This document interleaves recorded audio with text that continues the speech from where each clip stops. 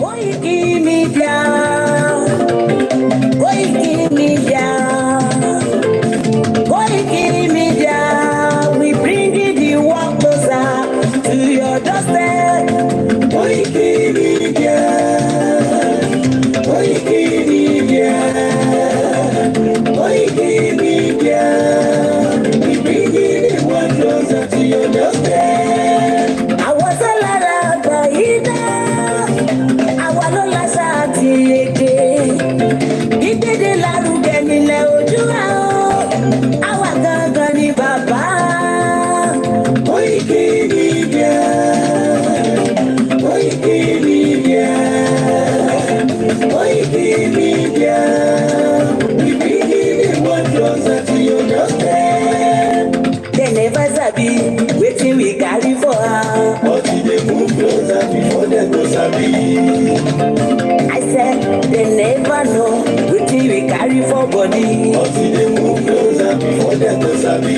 Ọ̀kín lọ lọ́jà ẹyẹ ni ń lolo lájú. Ẹyẹ tó lórí kòtò bí àdán ọ̀pẹ̀jẹ̀ lẹ́nu. Ká ṣiṣẹ́ fún ilẹ̀ bàbá wa, ká ṣiṣẹ́ fún ìlú bàbá wa, ká jùmọ̀ sowọ́pọ̀ ká lè tó dúdú àga. Òdúdú àkóbá lè gbé wá. Ọmọ Odùduwà ṣe kiri. Ẹ dìde fún ẹ̀kọ́ adúláwọ̀. Ká lè jọ jùmọ̀ gbé délẹ̀ ìlérí. Káwa lè gba ògo ilẹ̀ wa. Ká ṣiṣẹ́ ká lè jọ gbàdé. Ká lè gbàdé adé adúláwọ̀. Àwa ni mọ̀lẹ́ tí yóò tàn káàkiri. Ìyàwó Odùduwà ni wá. Koikimedia, àwa là ń gbé tó lárugẹ. Ẹjọ́ tó gbójú ọwọ́ tí wàá máa ní. Kásá. Ẹgbẹ́ polówó ọjà wá kájé gbúgbà yín jẹ. Ẹjọ́ tó gbójú ọwọ́ tí wàá máa ní.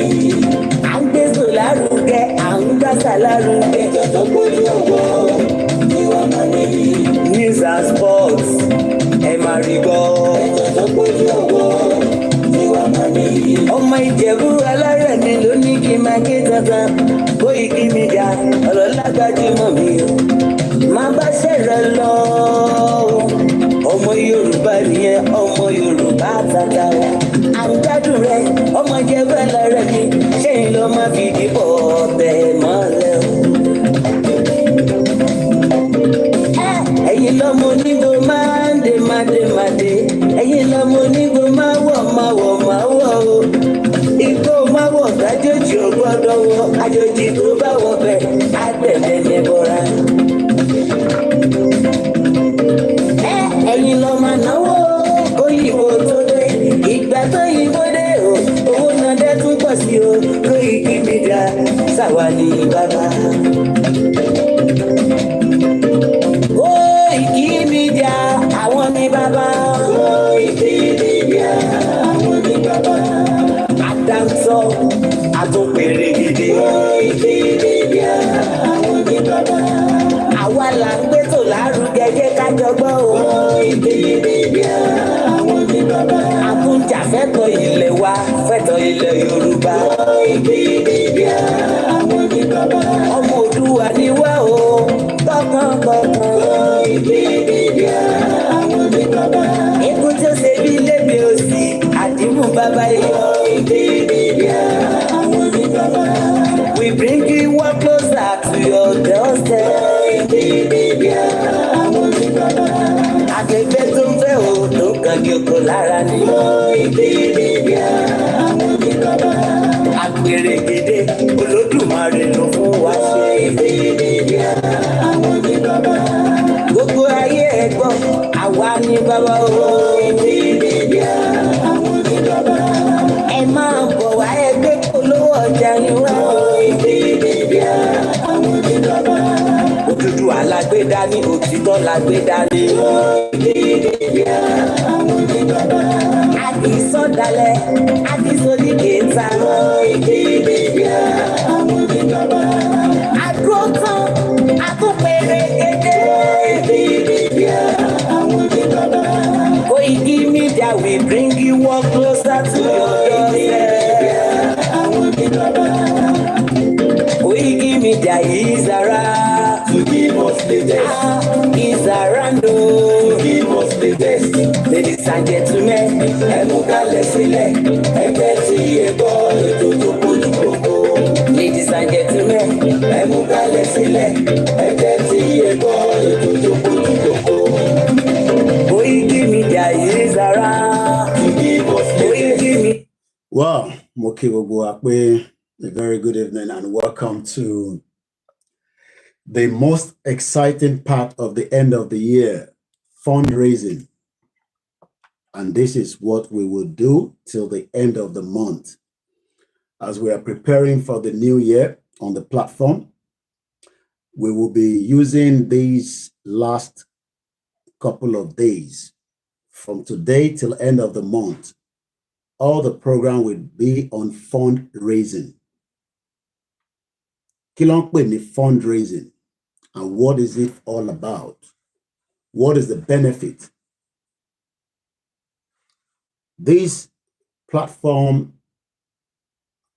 was dedicated for other projects. Until 4 years ago, we decided to be part of what is the most important thing for Yoruba people, which is Yoruba Nation movement. And we've never regretted it. Adúpẹ́ f'Ọlọ́run. But as we are ending the year and we are moving into the new year, we will be using the privilege to come to all our audience around the world, regardless of wherever you are around the world. And I love to show my map when I'm talking about the world. We have 195 countries around the world. And it will be the most important year as we prepare for 2025, because we are already preparing for 2025. We are coming to you and the next person and the next person to come into the part that is the most interesting, fundraising. At least saw so many things. Last January, TTD on the 12th, which was the topic. You can go and watch the topic yesterday. I'm not diving back into that. But the topic to what interesting is to raise fund. Without fund, there is limited to what we can do. Firstly, lórí Yoruba Nation and using the Koikimedia to promote the Yoruba Nation. So if you are still going to be looking forward to program, it will come from my other team. They'll be doing their own program, but I will stick to only the fundraising till the end of the year. So we have approximately few more days. How do you contribute? And how do you support it? Will be whatever your own take on whether Koikimedia is worth supporting to push its platform to the extreme end as we are heading towards the end of the year. Owó ní tóun ò bá sí nílé, bó bá wùn wá ká pariwo láti bíbáyìí títí dọ̀hùn. Tá a bá ní owó lórí platform yìí, there is not much we can do. So we have come to plead with all the good audience around the world that agree with Koikimedia and those that disagree with me to come and put in their little contribution and the big contribution, or some other areas that you can be of assistance on the fundraising. Let me also be clear that this fundraising, that is the reason why I've put on my hat, is to go towards Koikimedia. But fẹ́ni tó bá ní the inner thought and can view things from the far end and that can see things in another angle knows that this platform is also a big stakeholder on Yoruba Nation. This platform is not the only platform, but it can compete with all the other platforms on the campaign trail, Lori Yoruba Nation. So when we come out tonight, tomorrow, and frequently till the end of the year on this fundraising, I want us to remember that as you are donating to Koikimedia, you are supporting the Yoruba Nation movement.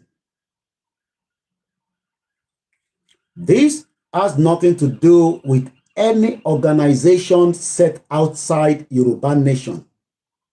It has nothing to do with the YSDM. It has nothing to do with Ilano. It has nothing to do with any group. This has to do with this organization called Koikimedia. And as Koikimedia is a powerful media, it needs all those contributions láti fi ràn lọ́wọ́, láti fi lè jẹ́ kí many of the thoughts and many of the things that runs in the mind of a media person. What are the things? It could be basic to you, but it could also mean a lot to most of myself and the rest of my team. So this is the reason why we are coming out tonight, tomorrow night, tomorrow afternoon. Láti plead pẹ̀lú gbogbo èèyàn pátá to come to the aid of this particular channel. The contribution can come in many forms. It could come in your little and it could come in your big. But one thing I can tell you is that the contribution towards this particular fundraising will be dedicated mostly towards Yoruba Nation.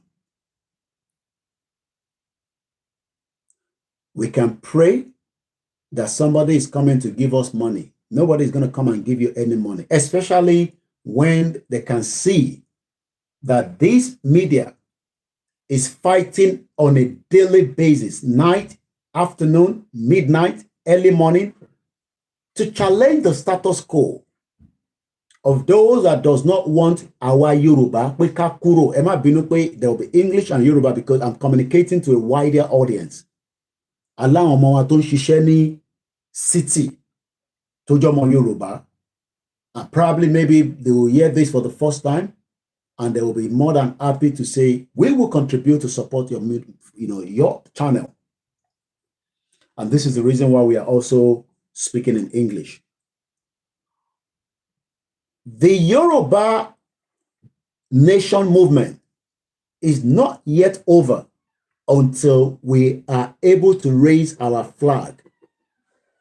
But for you and me, raising the flag without a media working with an extra time is not going to help us.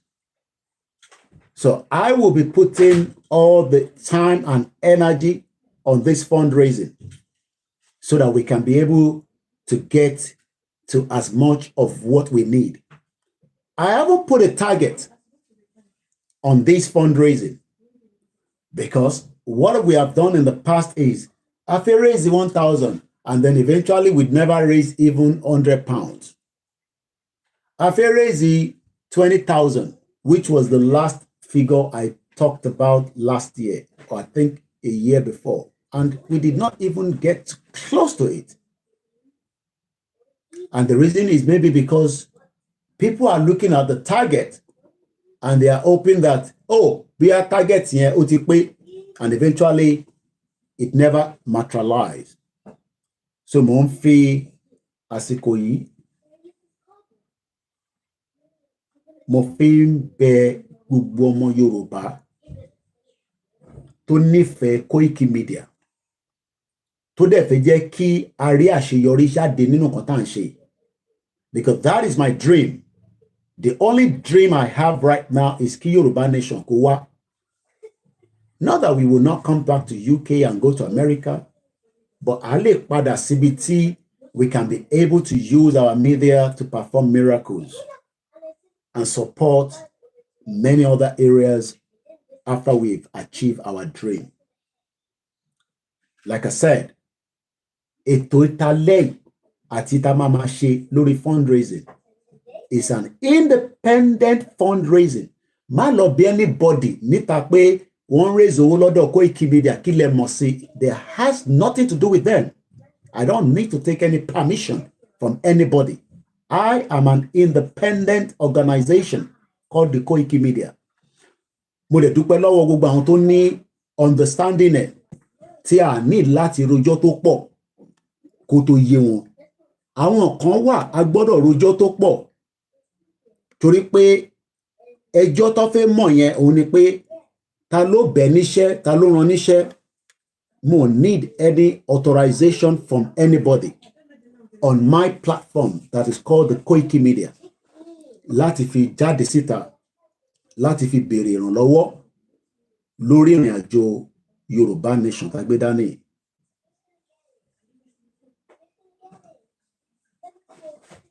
So bí mo ti ṣe ń sọ lọ, we will need ẹ̀yin tẹ́ wà nílé náà àti ẹ̀yin tẹ́ wà níta ní African countries láti ràn wá lọ́wọ́ so that kí a lè rí àṣeyọrí lórí ìrànlọ́wọ́ tí à ń béèrè fún yìí.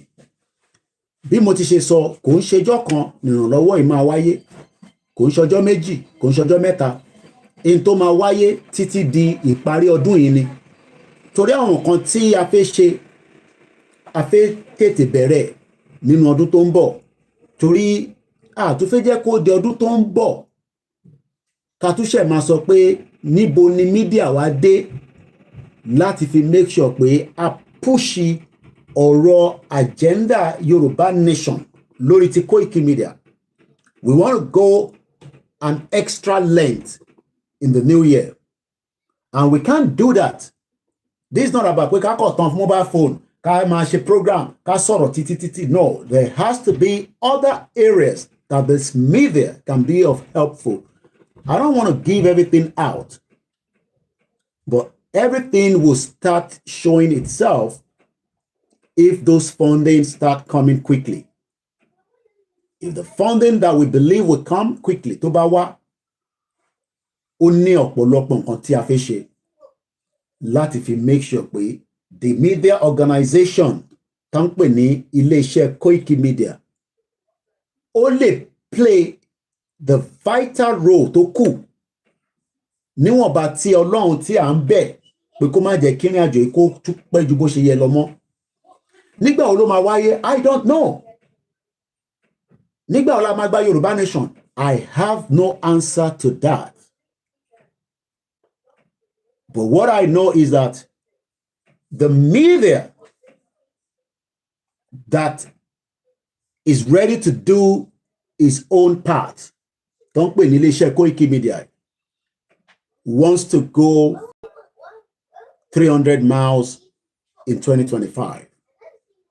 Kọ́lọ́n kó túbọ̀ ṣọ́ wa dìgbà yẹn.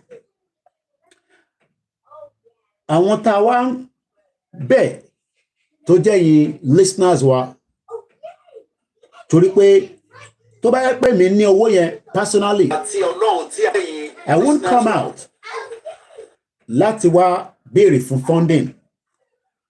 Màá kọ̀ máa báṣẹ́ lọ, but we don't have that kind of funding. Because gbogbo ohun tó yẹ kó jẹ́ funding fún wa láti máa fi mú extra funding wá, those areas have been cut out because of the nature of what this organization is doing in the last 4 years. Mo wá ń fi àsìkò yìí, mo fi ń bẹ gbogbo wa. Fundraising are done on different organizations at different time and at different purposes. The BBC does the fundraising, the ITV does fundraising, and many others like that. But èyí tí àwa gbé dání is a fundraising to make our people get the message lórí ìrìn àjò tá a gbé dání. Àwọn tí wọ́n fẹ́ ràn lọ́wọ́ wọ́n mọbi tí a fẹ́ gbé ìrìn àjò yìí lọ lórí Koikimedia. And like I said, kí làwọn nǹkan tá a need?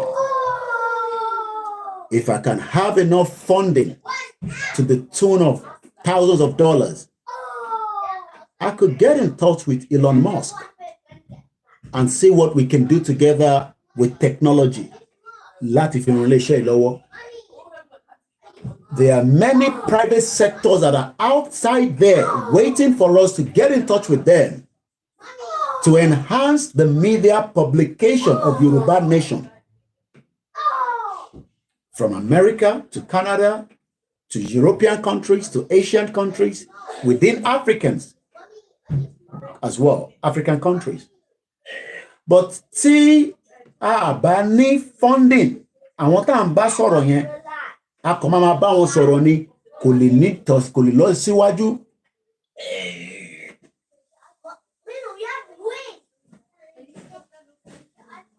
And we are set to push the boundaries in 2025. And to push the boundary means that tonight, tomorrow night, and many more nights and days, it will be about Yoruba Nation Koikimedia funding. My other staff will be doing other programs as they are doing. Tí gbogbo yín ti ń rí, wọ́n máa sọ̀rọ̀ nípa òwe, wọ́n máa sọ̀rọ̀ nípa self-determination. But lórí èyí tèmi bá ti ń jáde, if I feel like doing something else, because I have spoken so much that even if I come out, I am just topping up or giving us idea of what is happening, be it Asilano. So I don't want to be coming out until I can see that my 2025, we can see that we have the fund on this platform to be able to push the extreme length of the other side. So we're going to play the anthem. There are many things that money can buy. What can money can buy? If I have the fund, I can buy 5 18 coastal buses. And I can decide that Igbowo Iron Lady ton ṣiṣẹ́ takuntakun tí mo mọ̀ pé yes, tí bá gbé kan fún wọn pé àìfún yín o, but láti iléeṣẹ́ Koikimedia ẹ máa lò. Mo mọ̀ pé mo ti enhance wọn, mo ti empower wọn to push the boundary of Yoruba Nation. That means I don't know how many of them in the group. There could be 20, there could be 30, but with a coastal bus of 18 passengers, that means they can go as far as I might not be able to go. Láti lè ṣe iṣẹ́ Yoruba Nation. We can decide to buy torchlight. It might mean nothing to you, but torchlight, kí ló fi ṣe? A torchlight, which is a good one, is about 10,000 naira equivalent in the today's currency without inflation, because tó bá $2 ó lè lọ sókè. Tí bá ní 5,000 torchlight, 5,000 pieces of torchlight. You can also help us to buy it if that is going to be of benefit to you. Kódà tabarem tó lè bá wa ra, it's just a treat. Yeah. All right, no, hold on, please. If it is all about pé kẹ́ fún wa ní coastal bus yẹn pé Koiki fún ẹ, well, we give it to you to use it for the next 2 years and maintain it. Oh yes, it would also be of benefit. Torí aláwọn tó ní coastal bus lọ́wọ́, ẹlòmíì park ẹ̀ kalẹ̀ kò lò. But we need to make use of those things now, especially as we're heading back to 2025. It is a media fight. Media kí ni mo pè fight. Afẹ́fẹ́ media and afẹ́fẹ́ fight. I am not talking about fight in the other way, but using the media to prepare our continuation of awareness, our messages, to countries around the world. Àwọn ìlú téèyàn expect pé a fẹ́ gbé Yorùbá Nation lọ with the media, a fẹ́ gbé débẹ̀ in 2025. We have been to the UK as an example. Àti rí níta ṣe ní UK.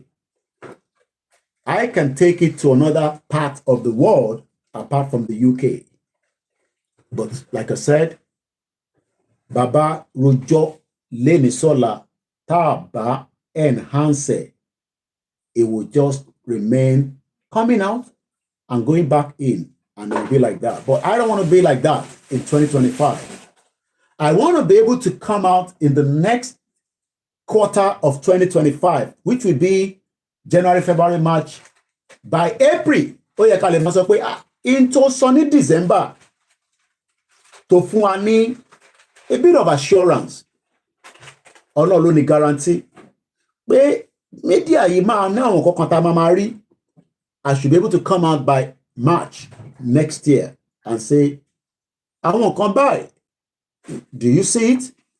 And I won't come by. So just to go further, let's play the Yoruba anthem. How are we going to do it? There is no strategy to it. It's a straightforward. Like I said, you can promise and say, Koiki, I've any X amount, but we might not give it to you straight away. We'll write it down. I won't chase you for it. You will be the one to make sure that promising and you then fulfill it. Ẹ lè send message sí wa lẹ́yìn. Ẹ lè pè wá. Àwa máa fún yín ní 10 million.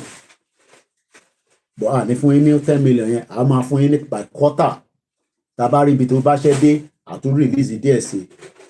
But the majority of the fund that we need is those people that are watching the program and doesn't contribute. I know the amount of people that watch our videos on a daily basis. The last video that she Lority program, and I don't want to mention the name and the other, you can go and watch the program. At least we had about 4K on my channel. 2 different channels to the video here. I am happy for them to use the video. I have seen their title, and I believe they will add what I said on my program. Because in your program, carry title, Koma fitting, sing moso. And I believe they listen to that, and I'm happy with the title that they've given it. And that means those title is okay. But on their platform, that video has traveled far and wide. And what to one wo video wide, in general, let's contribute the little donation so the channel. So that in turn, could enhance in the new year as we continue the campaign for Yoruba Nation. Not everybody has the $5,000, the $100, but kò sẹ́ni tó máa náwó ní $1. Kò tíì sí ẹni tó máa náwó ní $1. Kò sẹ́ni tó máa náwó ní £1. Kò sẹ́ni tó máa náwó ní $1. So if we have those videos as we have been producing it, giving us that kind of income, we might not even have to come to you. Revenue yẹn la kò máa lò láti inject pada to make sure that this message of Yoruba Nation continue as it stand and as we want it. But because people watch the video, they don't even remember that the production of those videos, no matter how you see it, no matter what quality you are looking at it, there is a message that is passing out, and that message is trickling down to places I want it to go. Because none of my videos that I produce within 24 hours, I will not tell you where they are heading to, but I know that they are getting to the places we want it to reach. And if we are waiting that anybody will come and help us that has this stack of money that has been stolen, we don't need those kind of money. We will rather just continue running the program with the little that we have and the others that are doing theirs as well. But gbogbo in tower fishy akomawani back end, and nothing can be done to it. And that is the reason why we are coming out to say, where can you fit in? not about program now, it's about fundraising. We have done program from January this year up to December yesterday, which is the 12th. My last program as a stand was yesterday, and I believe I did one this afternoon, which is just about 24 minutes. So, interface máa gbọ́ táwọn èèyàn bá pè wá lẹ́yìn ni pé ẹ fún wa níbi tí a lè fi support yín, kémi fi $1 mi síbẹ̀, kí n fi £1 mi síbẹ̀, or kí n fi £1,000 mi síbẹ̀. And like I said, this is very important. This is the most important part of the movement. Any other thing, we can sit here, we can laugh, we can talk, but if we don't have funding, we're going to remain just the talking show. And this is not a talking show platform. This is the media that wants to make its own impact as it has done in the last 4 years. Because Taba Mafide next year, we will be in the 5th year of this movement. And the movement is not yet over until a flag is raised and the other flag is lowered down. And as long as that is not yet done, we are still in the movement. So so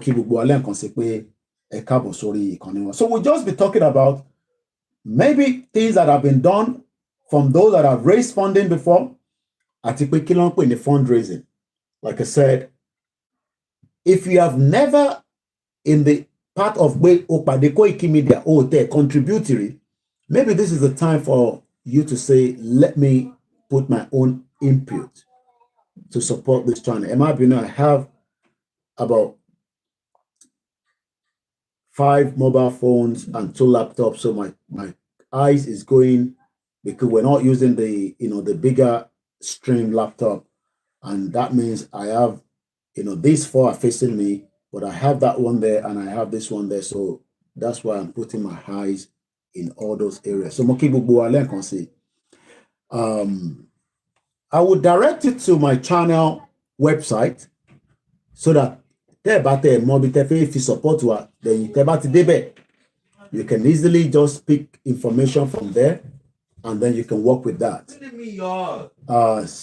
And like I said, so let's play our anthem and then just start the program slowly. It could be for 2 hours.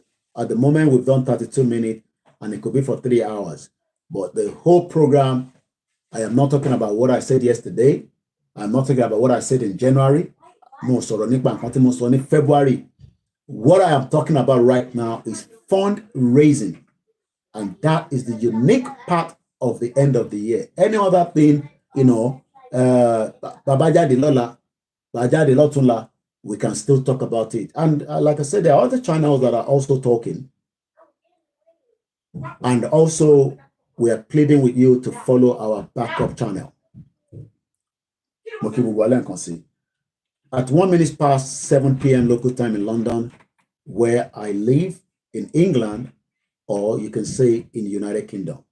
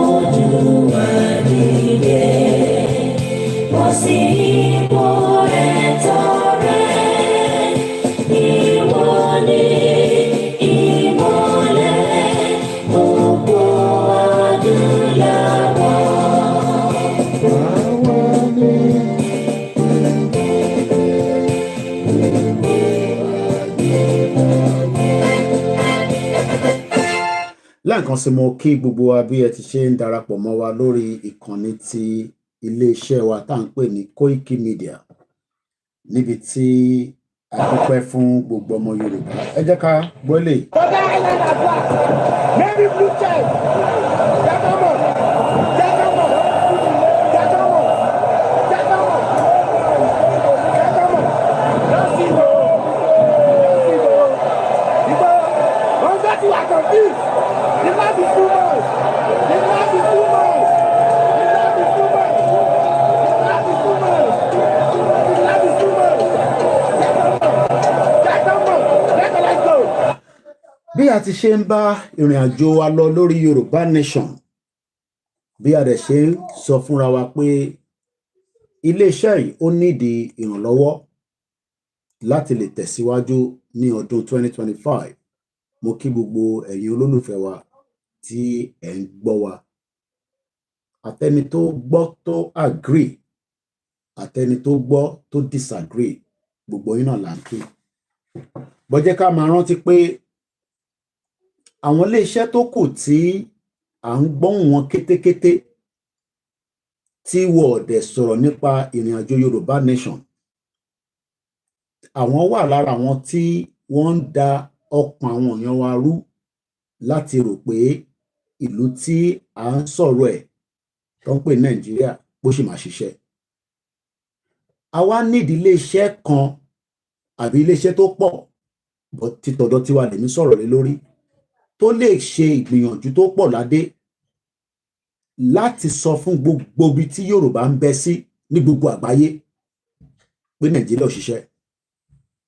Kò wá ń ṣe pé ká kọ̀ tan YouTube channel, ká tan Facebook, ká tan Instagram, ká tan Twitter tó ń pè ní X lénìí, ká dẹ̀ tan MixLR, òun la máa fi deliver message yẹn. Àwọn yẹn wà lára in tó enhance, but wọ́n wà lára àwọn tí wọ́n ń ṣe àkóbá àdábá fún. And I'll give you an example. Lórí Facebook wa, we have 500,000 followers. We never in the last years been able to reach that 500,000 because Facebook ti compromise ìrìn àjò yìí. So tẹ́nì kọ̀ọ̀kan bá rò pé bóyá gbogbo ọ̀rọ̀ tí wọ́n ń sọ lórí Facebook ló ń dọ́dọ̀ àwọn èèyàn, you will be kidding yourself. That is fún àwọn tó wà online. Let's even look at it that pé àwọn tó ń bẹ online yẹn kò ń ṣe gbogbo wọn ló ní access sí full internet data. As an example, àwọn tí wọ́n ní internet àtàwọn tó ń access information tá à ń gbé jáde, let's take it as about 300,000. That 300,000 can multiply itself quickly if Facebook has not shadow banned this platform. And what is shadow banned? People know that there is a platform tó ń fi ń jàjàǹgbara tó ń pè ní Koikimedia, but they cannot get their message because it has been shadow banned. Kò ń ṣe pé torí àwa fẹ́ kúrò ní Nàìjíríà. These are what àwọn tí wọ́n fẹ́ jẹ́ kí information kó dé ọ̀dọ̀ àwọn èèyàn. These are what they do. They block it.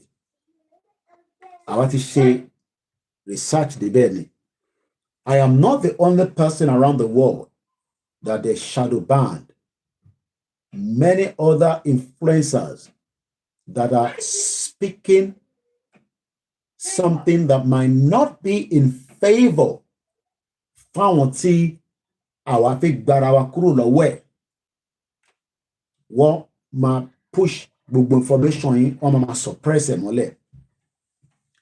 Wọ́n dẹ̀ ṣe deliberately ni, torí pé wọ́n mọ̀ dájú pé tí information tó ń jáde ní channel yẹn tó bá ń rìn ju bó ṣe lé lọ, ó máa liberate àwọn ìlú míì yàtọ̀ sí ìlú tẹ́yìn fi liberate yẹn. Because ọ̀pọ̀lọpọ̀ understand ni pé ìjàngbara tá à ń jà kò ń ṣe fún Nàìjíríà nìkan. ìjàngbara tó máa liberate many other countries ní Africa especially. And tẹ́ bá wo àwọn ìlú kan nísìn tó ń pè ní Niger, ẹni tó bá follow information lórí channel wa lánàá ẹ rí pé wọ́n ti suspend BBC.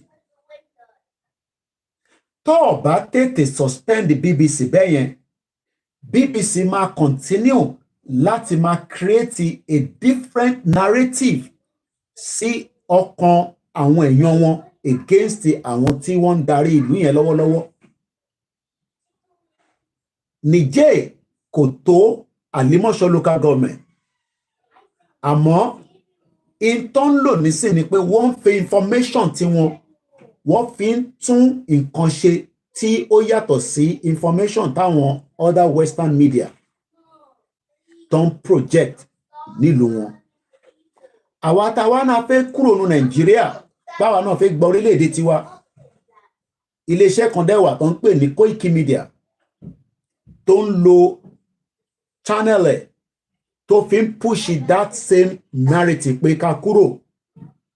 Àwa wà in the need of funding. Àwa rí funding. Àwọn tí wọ́n wà against wa, àwọn ní funding ní ọ̀pọ̀lọpọ̀. And I don't want to mention any of those channels because kò necessary. But gbogbo ilẹ̀ mọ̀ channels tó wà ní Nàìjíríà tó jẹ́ àwọn iléeṣẹ́ bíi media tí wọ́n dẹ̀ wà against pé kí Nàìjíríà kó di amalgamate. Báwo la ṣe wá fẹ́ make sure pé I get to over 150% láti challenge wọn òun ni funding. Any other thing, bóhùn àkàròjọ́ láti èmi títí dọ̀la káàbá ní funding, we are all joking. Bóhùn àkàròjọ́ láti channel yìí ni mo sọ, èmi ò sọ channel mi o, I am not against any other channel. I'm talking about my channel.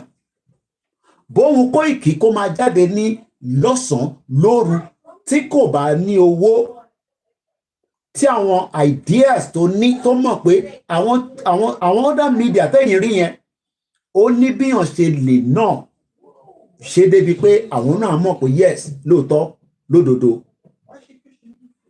pé iléeṣẹ́ kan wà tó ń gbìyànjú gan tó go the extra mile. Iléeṣẹ́ mi wà lára àwọn tàjọ ń ṣe, they don't want to go the extra mile. I am not interested in theirs. I am talking about this particular channel. Because channel yìí gangan ni mò ń sọ̀rọ̀ ẹ̀ tó ń pè ní Koikimedia. And that is why tá ṣe jáde lálẹ́ yìí. Kò ń ṣọ̀rọ̀ alẹ́ yìí nìkan, like I said. It's a long days láti fi plead and beg ní àṣàkọ, because we can come out and say we are not going to beg. That means we might not even get to anywhere. Ìwọ máa wá wò pé ti bá fún ó lè kéré lójú tiwọ, but if the numbers of the people tó ti ń gbọ́ wa láti January títí dìsìn, if those numbers have reacted very well, like I said, we might not even come to you. In the last 12 months, the numbers are only watching, but they are not reacting in terms of funding. And that is not good. We can live in denial from now to tomorrow. I don't live in denial. I say it as it is. Iléeṣẹ́ tèmi lèmi sọ o. Bóhùn mi kí n jáde ní 200 lójúmọ́. Tá bá ní funding, we're going nowhere in getting the message to be delivered. And that is the reason why we're using the last days towards the end of 2024 láti fi wá bẹ̀ àwọn èèyàn wa pé kó jẹ́ kí a jọ wò dáadáa bá ṣe fi ràn iléeṣẹ́ yìí lọ́wọ́ monetary wise. Wọ́n gbé ẹjọ́ kan lọ sí court, and I won't go into all the details because mo fẹ́ kí mind wa, because mind àwọn èèyàn, the moment you start switching away, ibi tí mind yìí máa máa lọ nìyẹn. Ẹjọ́ tó gbé lọ sí court yẹn, wọ́n ní kẹ́ni yẹn wá gba bail 500 million. I can tell you that that person will be out of that court. Ó máa gba bail yẹn lálẹ́ because they have the money. Gbogbo àlàmọ́ case tí mò ń sọ yìí l'Abuja lẹ́ni 500 million naira ni wọ́n ní kó fi gba bail ẹ̀. That is just like a chicken change to them. And these are the people that we are fighting to get our people out of the danger tó wà nínú ẹ̀. Ṣé rí pé ọ̀rọ̀ tó ní agbára ni àfi tá bá ń parọ́ fúnra wa o. No matter how you feel about it, no matter what your stake about it, kò sí bí ẹni tí ó ń ṣe program yìí bó ṣe lè já kíkanjú tó nínú mídíà tí kò bá ní owó láti fi ṣe ìtókù, á kọ̀ máa hang náà ni. Á dẹ̀ máa jẹ́ kí media performance ẹ̀ kó dàbí bàtẹ́ pé kò ṣiṣẹ́, because we have reviewed our channel in the last 12 months, at least 11 months. We've had series of meetings, both with the staff and also within the management level. And we see that we lack all the funding for this channel. We have reviewed everything. Gbogbo tí a lack nísìn òun ni funding. There is no fund to run the rest of these ideas. And because we are not going to allow that to derail us from the track of Yoruba nation, bí bàbá wa Professor Akintoye ṣe sọ pé kò sí nǹkan tẹ́ lè ṣe tó lè bí òun nínú láti abandon Yoruba nation. Kò sí nǹkan tẹ́ lè ṣe fáwa náà lórí pé mò ń jáde pé a need owó, pé ẹ máa sọ̀rọ̀ tí màá sọ pé mo máa abandon pé kí n má jáde wá béèrè owó. Because that is the wish of some people. Because wish wọn ni pé tó bá jáde tó ń béèrè fún owó tí wọ́n ń pè lórúkọ kan tó ń ṣe bóyá kò ní jáde mọ́. But wọ́n ti gbàgbé pé that for me is part of the movement. Because ẹni tó bá serious nínú movement tó dẹ̀ ń fi gbogbo ẹ̀mí ẹ̀ lé lórí kò ní wò pé nǹkan báyìí ló ń sọ. Òun ló mọ ibi tóun lọ pẹ̀lú iṣẹ́ tó gbé dání lórí media worker. Because a lot will be said, a lot will continue to be told. But ẹni tó gbéṣẹ́ dání doesn't need to bother about all that, because èmi lèmi mọ ibi tèmi fẹ́ jẹ́ kí media kó gbé ọ̀rọ̀ Yorùbá nation, mo mọ ibi tí mo fẹ́ kó gbé dé. And I'm speaking for myself now. I'm not speaking for anybody. I'm speaking as the independent channel. Èmi lèmi mọ ibi tèmi fẹ́ kí media kó gbé ọ̀rọ̀ Yorùbá nation lọ. And we are fully dedicated with our life. Àwa fi ẹ̀mí lé lórí ni. Ẹ̀mí wọ̀ ní jábọ́ nínú ẹ̀. Ẹ̀mí àwọn tí wọ́n wà lẹ́yìn tí a jọ ń ṣe kò ní jábọ́. Ẹ̀mí àwọn ọmọ tó ń bá wa ṣiṣẹ́ kò sí tó máa yọbọ́ láàrin wọn. I can assure us that. I am not talking about anything more than the fact that pé gbogbo in tó jẹ́ ká ṣe òun náà la ṣe sọ pé tá a bá rí owó fi ṣe àwọn ò gbàdúrà again pé tó bá tún máa fi di this time next year ká tún jáde ká tún máa tún sọ pé Yorùbá nation yẹn kò ìyẹn awareness ni mò ń sọ o. I am not talking about any other areas, because èmi ò ń ṣe jagunjagun, mo dẹ̀ ń ṣe security, but there are things that the media needs to project to the international community, because in tán wò nílùú yẹn tẹ́yìn ò rí táwa ń rí, it might become too late. And let me just give us another one example. many papers around the world, àwọn tí wọ́n jẹ́ newsprint that has the capacity jù àwa lọ.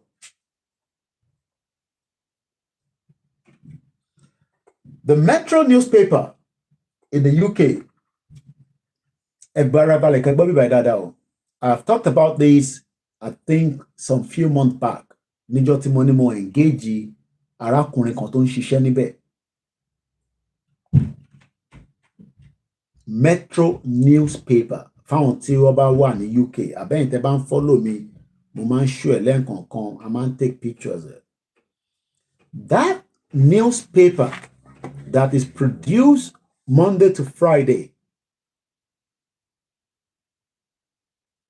the total copy tó ń ṣe is 880,000 copies every blessed day.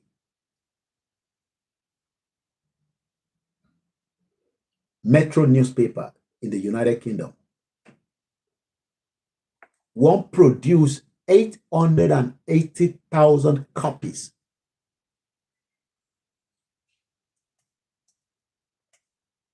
And what is the most vital, important thing? Information is being distributed from the beginning of the paper to the end of the paper. Kini kan tá ń ṣe lórí Koikimedia? Fẹ́yìn tẹ́ ń gbọ́ wa. We are projecting, promoting, creating awareness for Yoruba nation. But Ibo mélòó ló ń dé? Is it the same people? The same set of people? Lẹ́fẹ̀ẹ́ ká kọ́ máa sọ Yoruba nation yẹn fún. Ká jáde, ká sọ fẹ́yìn, ká close channel wa, ká tún padà wá níjọ́ kejì. Is that what you want in 2025? No, ṣé nǹkan tá tún fẹ́ ní ẹni 2025? The same set of Yoruba people who are online nìkan ni engage, or do you want it to go far and wide? Ẹ jẹ́ kó lúkálùkù yẹn kó máa rókì lọ́kàn ara wa. That is just one newspaper. What about other papers around the world? Paper kan nìyẹn. There are many other newspapers in the United Kingdom, but we are talking about just one at the moment. Don't put in the Metro newspaper that produced 880,000 copies.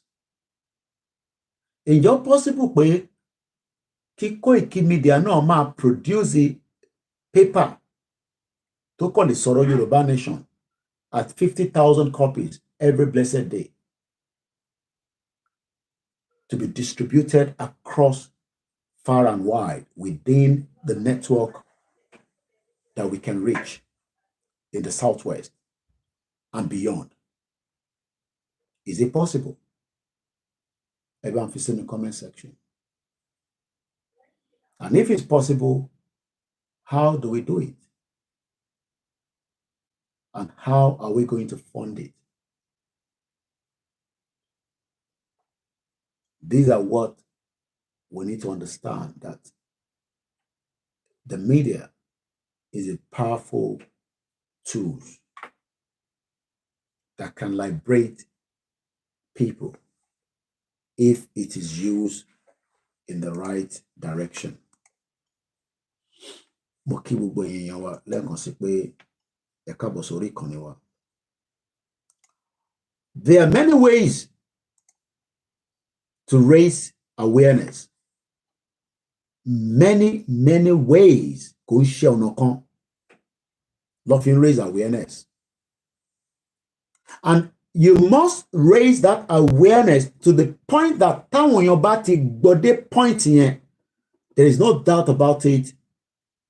When they make the call, they will come towards that calling.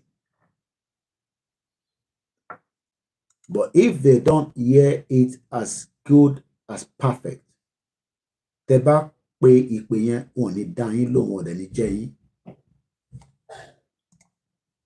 And the last thing we want is gbogbo akitiyan tí gbogbo wa ti ṣe, including other platforms that I am not knocking. Káwá sọ pé the last bit of it, we are not able to deliver. It will be a total disaster and catastrophe. Tí wọ́n ní rí bẹ́ẹ̀ o, Aṣèdùmàrè. But kò ní rí bẹ́ẹ̀ kò ń ṣe tẹnu o.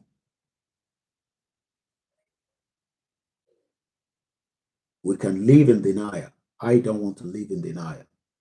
This year is gone. Adúpẹ́ fún ẹ̀mí. Adẹ̀dúpẹ́ fún gbogbo àwọn tí wọ́n bá wa darí ẹ̀. But like I said, as an independent channel, we are already looking forward to the new year, which is just a couple of days for now, according to what country you live, because àwọn ìlú kan wà wọ́n believe pé 31st of December ní New Year, or 31st ní New Year's Eve, tí January 1st wá jẹ́ New Year. Tẹ́ bá lọ sí Ethiopia tí believe bá ti wà ní àwọn wà ní 2024. Ethiopia is still, I think, in 2017 or 18, according to their own calendar. They are not in 2024. China doesn't go in accordance with that New Year. Tẹ́yìn ṣe àwọn ní their own New Year. So that is the reason why we must put all our effort àti ìgbìyànjú wa tó kù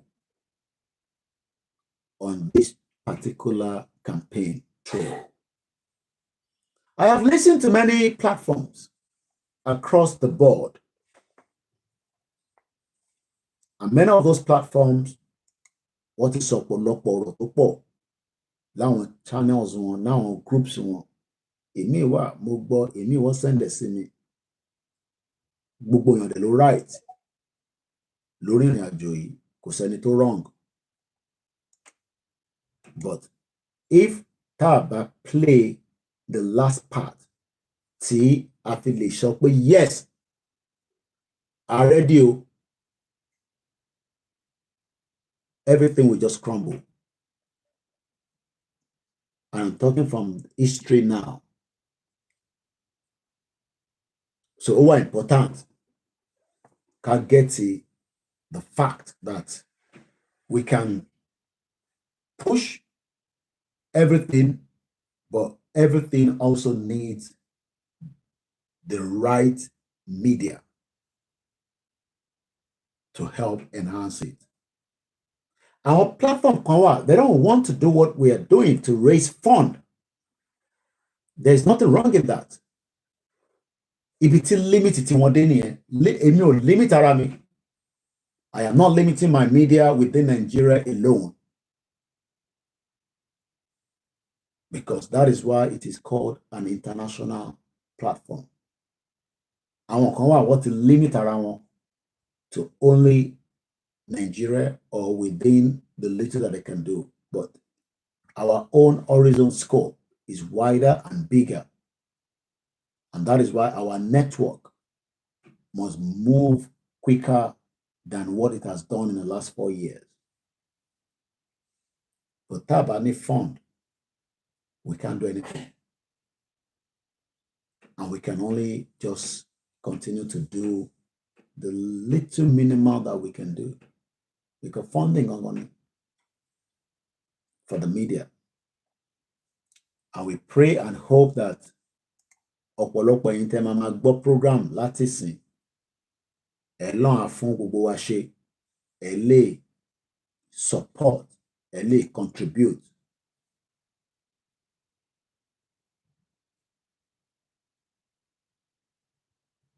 Láti lè ṣe kíni, láti lè fi ràn wá lọ́wọ́. And I know that we will get there. I have never in the first day of being part of this movement doubted it. And I still believe in it to the core. I have no reason to doubt the Yoruba nation on the way. Some of you have doubted it. because àwọn nǹkan tí ó ti ṣẹlẹ̀, tó ti lọ, tó ti dé, tẹ́ ti gbọ́, and the reaction and the whatever other things. But people like us I have never slept and wake up and say, Yoruba nation ò ní wáyé. I have never even come out to say anything to that extent. Pé ó dàbí pé kò wù mí pé kí n ṣe mọ́. No, not me. Because I know èmi mọ tèmi fẹ́ tí mo kẹsẹ̀ mi bọ̀. Tó bá yẹ pé mo kẹsẹ̀ bọ̀ láti beginning is a different thing. But the fact that pé mo ti tẹsẹ̀ bọ̀ yẹn, I am ready to go the extreme miles to deliver the media job tí Ọlọ́run gbélé wa lọ́wọ́, tí Elédùmarè gbé fún wa, àti gbogbo àwọn tí ó jẹ́ leaders wa, látòrí bàbá wa Professor Adébánjí Akíntóyè àti bàbá wa Olóyè Ọmọ Adéyẹmọ Ìgbòho, láti lọ máa ṣe ìpolongo fáwọn èèyàn wa. There are people that doesn't even believe in it, and they are also campaigning. And that itself is a disaster. Because in tó bá believe in, tó bá gbé dání, tó dẹ̀ ń jáde tó ń pretend, you will be the one to feel the pain. I don't feel the pain because I believe in it. Lóòótọ́, àwọn kankan wà tó wù mí pé ó yẹ kó ti ṣẹlẹ̀. But it is what it is. Kò ti ṣẹlẹ̀. But àìtí ṣẹlẹ̀ yẹn kò mean pé it is the end of the road. Ìlú yìí ni mo dé, ni mo gbọ́ pé wọ́n gbẹ́ tunnel láti UK wọnú France tó fi ń pè ní Euro tunnel. I don't think some of you understand the history behind the Euro tunnel. Wọ́n jọ ń gbẹ́ bọ̀ ní UK ń gbẹ́ tiẹ̀, France ń gbẹ́ tiẹ̀, títí tó fi join, tó connected. Òun lẹ́yìn fi ń travel fáwọn tó ti láǹfààní àti lọ ní abẹ́ Euro tunnel tó gba orí kọjá. Èmi dé Louis, mo bá Black Wall tunnel. Wọ́n tún dig another tunnel tó ti fẹ́ parí. So that shows that there is always something that can push human to deliver what they want, if you believe in it. Ẹni tó bá believe nígbà tó ń kọ́ àwọn tunnel yẹn, ó ṣeé ṣe kó gbàbẹ̀ kú lọ, because kò believe in it. We believe that this is the final straw tó lè ran ọmọ Yorùbá lọ́wọ́. I want to push this media to the extreme length of it. And I use the word extreme because that is the only way that we can deliver the job that we are doing. The recording I did, tí mo send síta nípa electricity, ẹ̀yin kan máa ti gbọ́. I'll play it in the next few minutes. I did it just before I left the house this morning at about 6 a.m. Kódà, mo ṣe video recording there, but apparently the video recording didn't record. But the audio version recorded. Ẹni tó bá gbéṣẹ́ ìdání, ìkọ̀kan lè ró lójú. And that is what we have not understand. Ìkọ̀kan rà wá lójú. So let's take a call and let's take and listen to the first caller. Ẹ lè bá wa dá sí o, fún ìtẹ̀ bá fẹ́ pè wọlé. Hello caller. My brother, is that Koikimedia? Bẹ́ẹ̀ni mà. Yes, mo ti ń pè látàná, mo mi fáṣí mo lù from America. Ẹ kúrọ̀lẹ́ mà. A wà lórí ètò, ṣe fẹ́ dá sí live ni àbí ẹ fẹ́ bá wa sọ̀rọ̀ lẹ́yìn? Thank you so much. Mo tún wo program ẹ lórí àṣàfẹ́ náà ni mo ṣe ní máa pè. Okay. Mo ti ní kí dọ́tà mi bá mi send the 40,000 into your account. Ẹ ṣé gan-an, a dúpẹ́. We're grateful. So 20,000 will be for you and 20,000 please send it to Daddy Akíntóyè for me. Ọ̀dà, ẹ ṣé gan-an ìyá wa. A dúpẹ́ lọ́wọ́ yín. Thank you so much. We're grateful. ẹ ṣé gan ni mà. Ìmọ̀ táwọn yìí ṣe lórí yín. Láṣẹ Èdùmàrè, láṣẹ Èdùmàrè. Olúwa ó fi wá dé ìyẹn nínú lágbára Kristi. Àmín Jésù Kristi, àmín, àmín, ẹ ṣé gan ni. Thank you so much. Lẹ́ẹ̀kan sí bẹ́ẹ̀ náà bá fẹ́ dá sí ilé ìta ń bá lọ yìí, gbogbo ẹ̀yin tẹ́ bá ní studio number wa, ẹ lè pè wọlé. Like I said, there are many things that is needed to enhance the media. I've given us the first two. I talked about Torchlight, and I also talked about coastal buses, at least 18 passenger, 5 at least, nothing less than 5.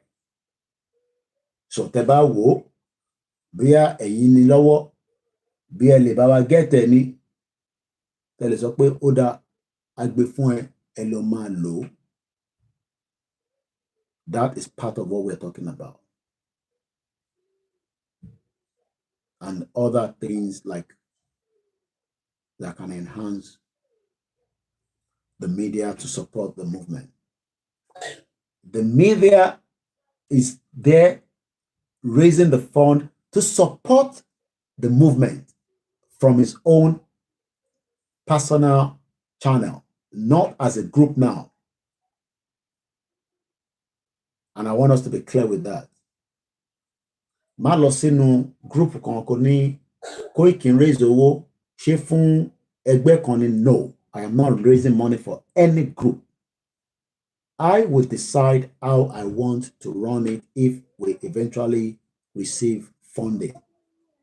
You have no right to call me and tell me, oh, owó tó bẹ́ẹ̀ raise yẹn, group tiwa náà dàpá nídìí 1 million. Ṣé fún wa ní 1 million.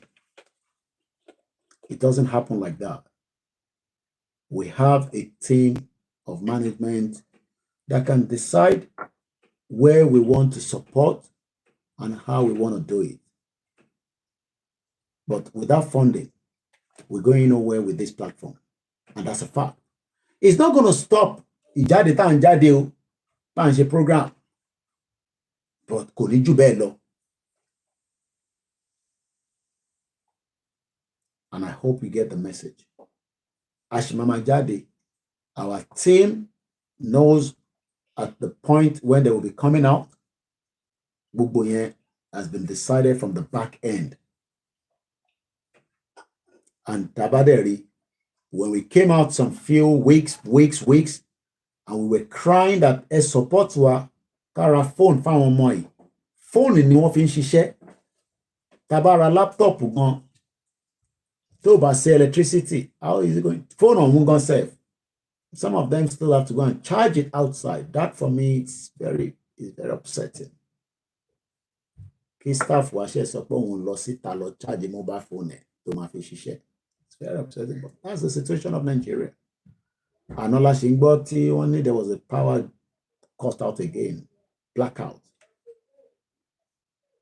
But Shawon kankan wa tiyan le ṣe to stop that. Oh, well, but the warning, we can get a solar for these people to on team so they don't have to be going out. But in Tobata, she moved team lo sita lo charge a phone. That itself means that we don't have the fund. Because innovation program to lo sita lo charge a mobile phone. Over recharge halfway to over recharge. The more reason why that is happening because Nigeria doesn't have that electricity. Ode walaranti aso lórí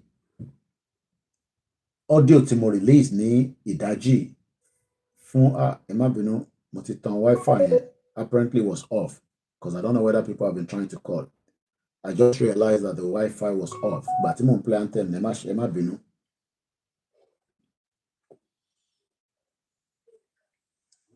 And that itself for me is like, okay, we have staff.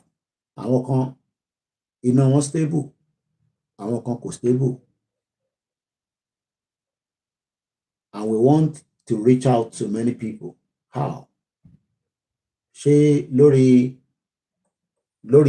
online, you can reach out. No, I don't think so. I don't think so. So Mombewa, Morowa, let us all go back on our drawing tables and decide what we want to do in 2025. The channel itself is not going to stop what it's doing, but tab and funding, we will be here again next year and we will still come out and say Atufere is a fund.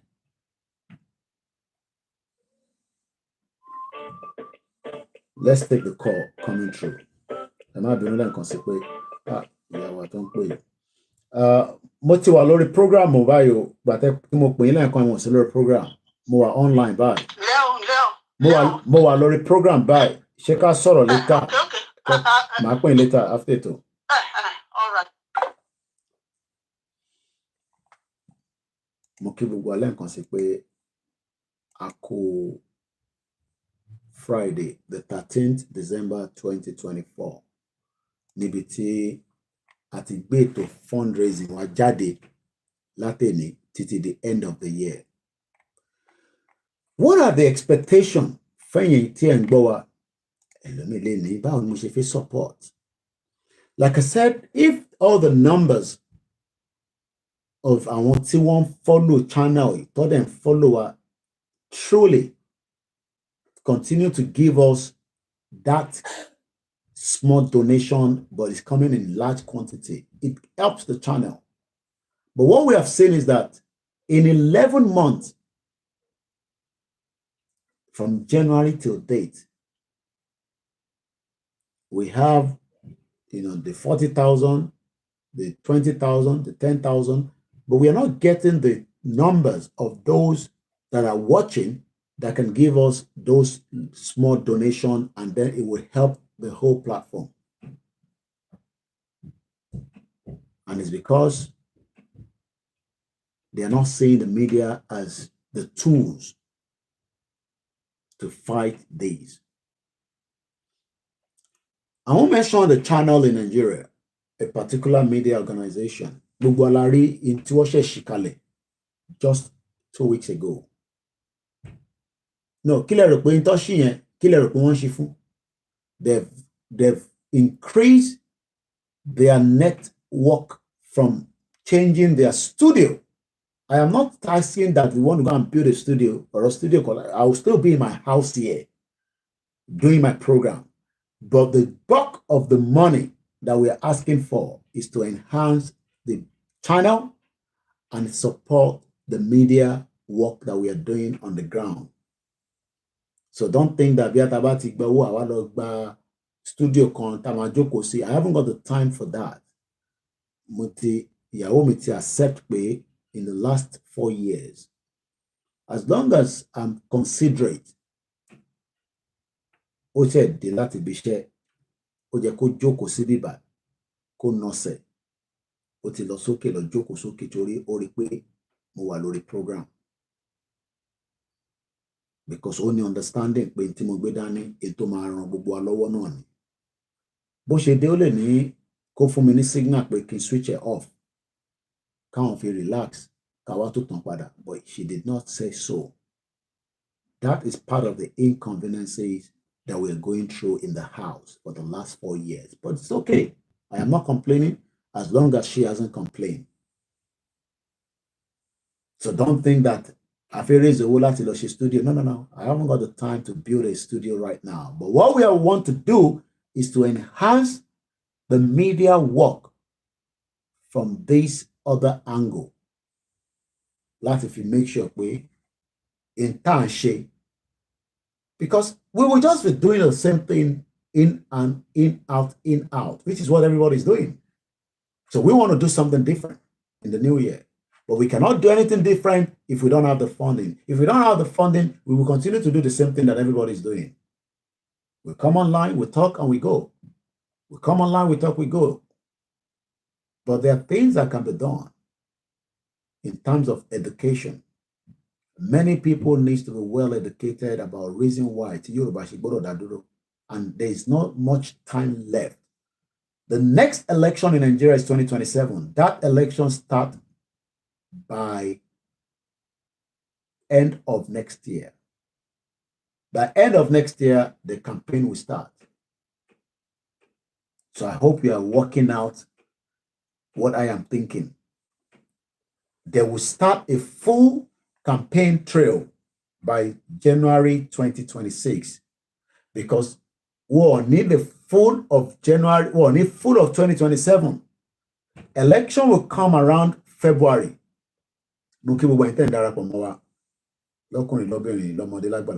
Election máa wọlé from February 2027. Election. That's the end of the tenure of the first dispensation. Campaign. The campaign starts 1 year before the election. Only the 1 year láti fi ṣe campaign. Ǹjẹ́ mọye owó táwọn tọ́jú pamọ́ nísìn tó fi ṣe campaign? Àwọn wo ló fẹ́ ṣe campaign fún? Àwọn wo ló fẹ́ sọ̀rọ̀ fún? The same people táwa náà target. Àwọn Yorùbá táwa náà fi target làwọn náà target. Ó wá kù ẹni tó lè perform dáadáa. Àrí iléeṣẹ́ kan ní Nàìjíríà ní Southwest. Wọ́n ti lọ change gbogbo nǹkan pè ní studio wọn. They are preparing for the election. And if media work is not enhanced, take it or leave it, election might hold again, and Yoruba people will go and vote. And nobody will blame anybody for that. We tried our best, but we failed to deliver because our people thought that we were bringing a war in 2023. So they disagree with us.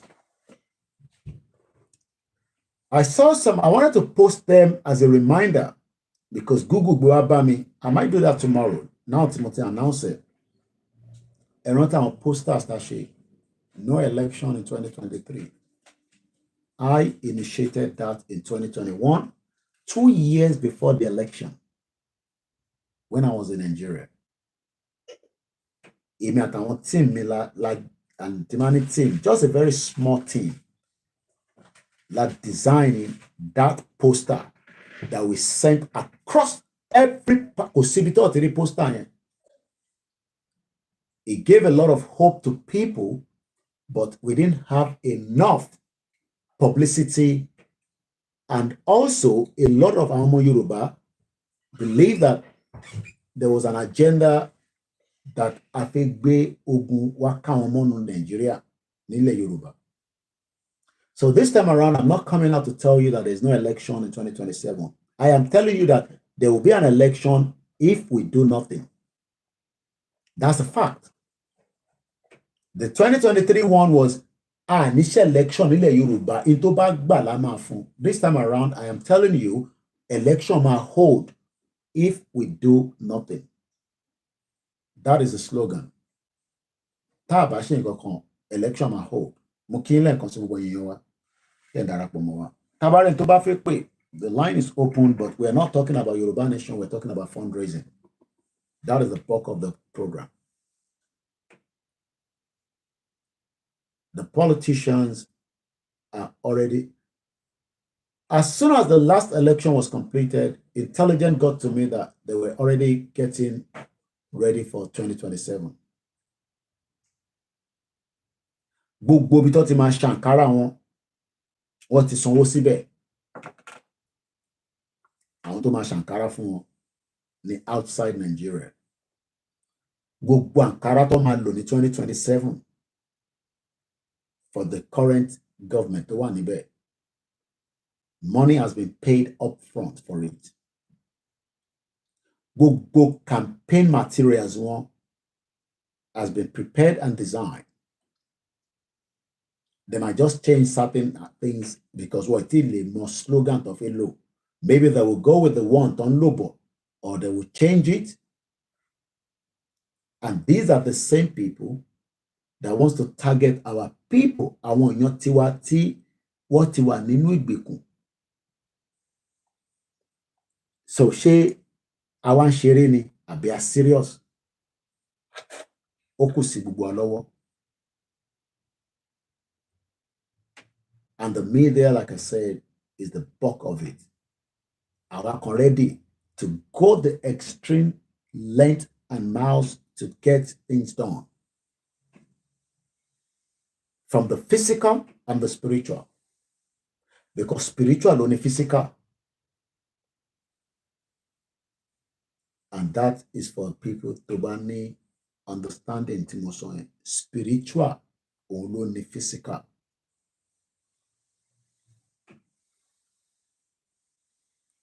We can come online, comment, talk, looking for action lórí channel. All that is not going to materialize into a country.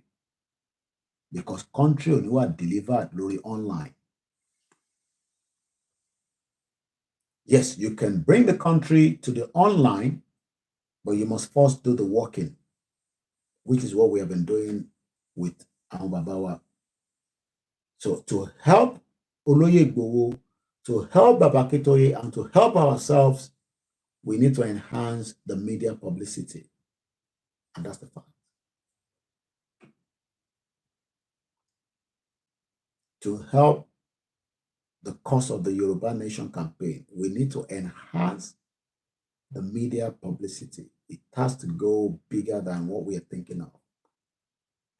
I've just given you an example that I'll stick with. Paper Conilui produced 880,000. You might come up and say, okay, if it's a country, àwọn iléeṣẹ́ ló ń polówó níbẹ̀ and all that is understandable. But ṣé bá ṣe máa ronú náà nìyẹn? We have to all start opening our mind.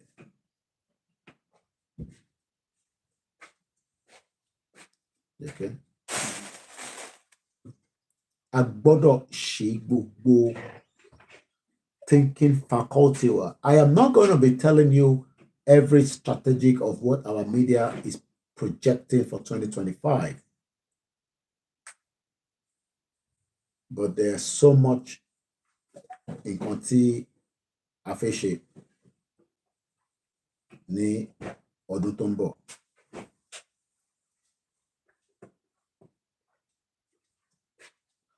We're not putting a figure, like I said. I have given us two things. Èló ló ń ta coastal bus. I don't need it.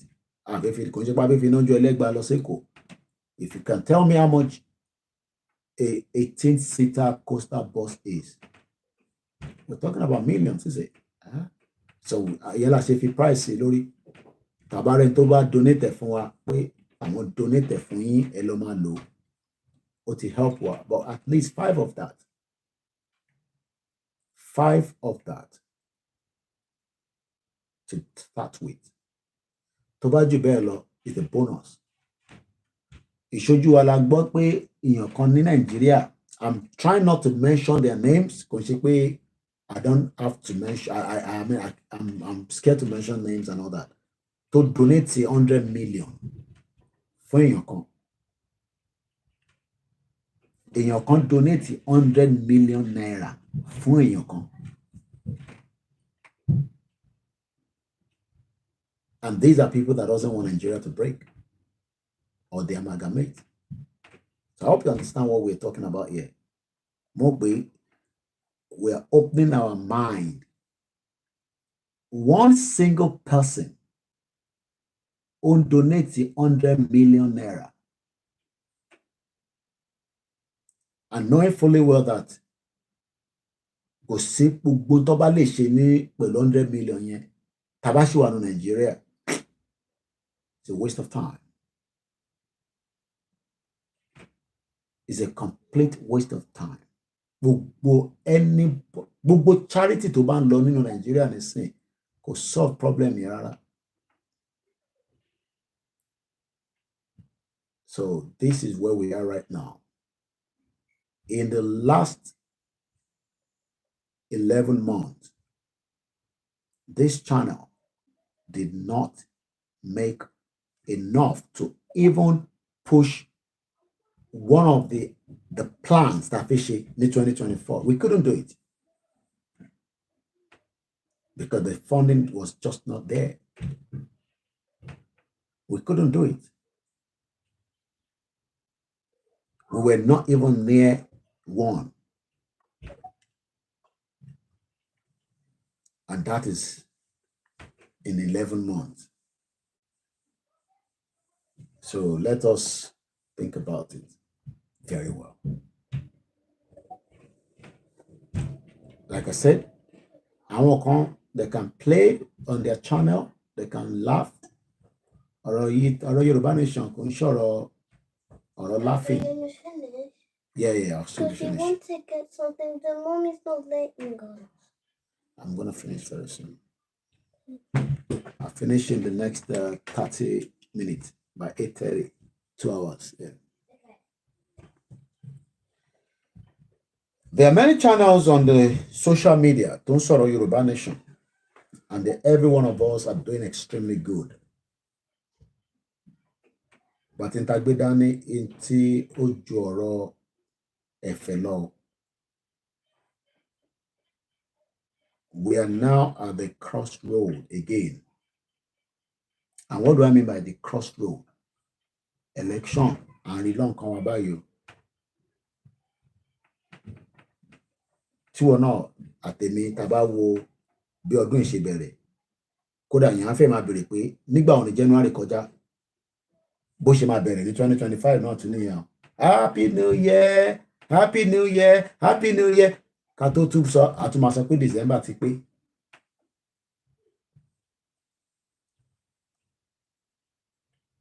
And this is, for me, a very important part of this movement. So it's just the first day to prepare our mind. The countdown again, again now. Can you remember the countdown? The countdown to whether we want it to smell or we don't want it to smell. But the bulk of this conversation is to raise money. Like I said, anything less than that is just a side talk. If we cannot raise enough money for this channel will do all its best in 2025 in accordance to what we have in the publicity part of the movement. And the publicity part of the movement does not mean it has to be only in Nigeria. We can take our publicity to anywhere in the world that we feel might be of benefit in the media anymore. So, is that going to give us Yoruba Nation? It will be part of giving us Yoruba Nation. It will be part of it. So, Moki Bubu Alen kan sí pé àṣeyọrí la máa ṣe o. Àwọn tí wọ́n expect pé ní ṣàṣeyọrí ó ti late. Ó ti late gan. Àwọn ní fẹ̀mí wa ṣe o, but ó ti late. You have come across the wrong generation. You have come across the wrong generation. Generation, gbogbo ẹ̀yin tí mo feel energy in the groups. I feel that energy. But like I said, we are getting to where we need to increase back that publicity that went down for a few years. Let's increase it a little bit. Let's get the publicity back. The publicity of Yoruba Nation in Monso. The publicity is not anywhere. In 2024, and anybody can come out and tell me the publicity was high. I will tell you it wasn't. The publicity in 2024 was extremely low. It was on the low side.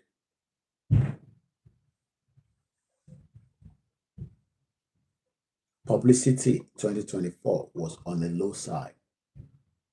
And Beatoripa been abroad for 25 years. I've lived here.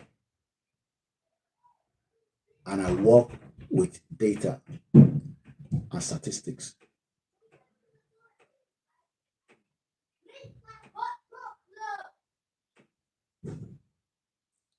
The politicians knew that our publicity in the first 18 months of this movement was going to collapse Nigeria. Publicity Lasson was almost going to collapse Nigeria. The first 18 months straight. Part of that 18 months, I spent 6 months straight in Nigeria without returning back to the UK. I've never spent that amount of time in Nigeria before Yoruba Nation. I want you to think about it. I just want you to think about that alone. Kí ló lè mú arákùnrin kúrò ní comfort zone tó wá jókòó sínú Nàìjíríà tó dẹ̀ ń polongo back for 6 months. And within that 6 months, mo fẹ́ kó olúkálùkù padà kẹ́ lọ replay kí lẹ́yìn lè rántí in that 6 months. I just want everybody to take that tonight. Ẹ lọ rántí kí ló play out nígbà tó wà nílé fún 6 months yẹn.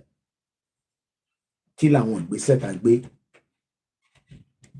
Because if we're talking about 18 months, the first 6 months was before I left Nigeria. The first 6 months. In between that 6 months, ni bàbá wa Olóyè Ìgbòho láǹfààní pé kí ló ń ṣe níbẹ̀ yẹn tí Ọlọ́run dẹ̀ bá wa fi àmì sí. Àdẹ̀dúpẹ́ pé he's still hanging and holding with us without no shaking. Láàrin méjì ẹ̀, I took myself out of the United Kingdom and returned back to be with you all for another 6 months or the 1 year. And the rest other 6 months was a lot of galvanizing effort by every one of us. And the politicians saw that effort and they said, no. Taba fi àwọn ọmọ ìsílẹ̀ díẹ̀ sí, Nigeria will collapse. I am not talking about anything more than our publicity lásán ni o.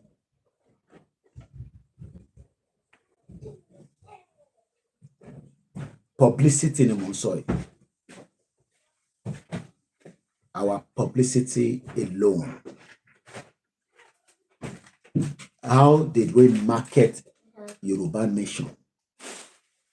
And how do we plan to market it back again as we move into the 2025?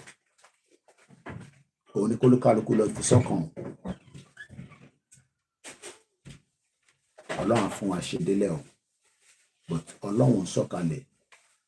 from the spiritual realm, everybody knows the country is gone.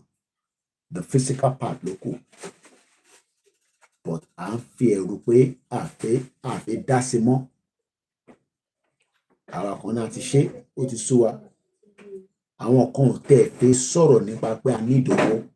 And that for me is the reason why I am not waiting for anybody.